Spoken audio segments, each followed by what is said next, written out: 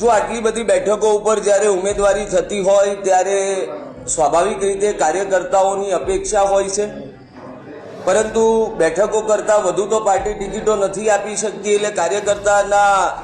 મનમાં ક્યાંક દુઃખ પણ થતું હોય છે. છેવટે કાર્યકર્તા એક લાગણીશીલ વ્યક્તિ છે, અમે એ લાગણીઓને સમજીએ છીએ, પરંતુ આ સંપૂર્ણ અમારો આંતરિક વિષય છે અને અમને સંપૂર્ણ વિશ્વાસ છે કે વડીલોની મધ્યસ્થીથી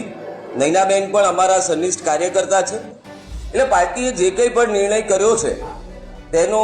તેઓ સ્વીકાર કરશે અને ફોર્મ પાછું ખેંચવાના અંતિમ દિવસ સુધી આ જે એક સમસ્યા છે એનું અમે સુખદ સમાધાન લાવશું.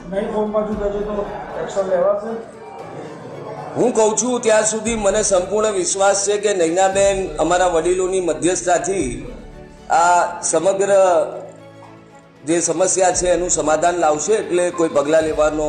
પ્રશ્ન ઉપસ્થિત થશે જ નહીં. સંગઠનમાં કોઈ કમી એટલા માટે ન કહી શકાય મિત્ર કે 34 જિલ્લા પંચાયત, 8 જેટલી નગરપાલિકા, 8 જેટલી તાલુકા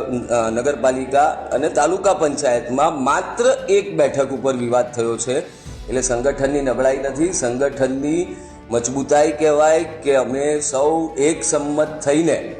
બધાનું સંકલન કરીને ઉમેદવારો નક્કી કરીને આજે ફોર્મ ભર્યા છે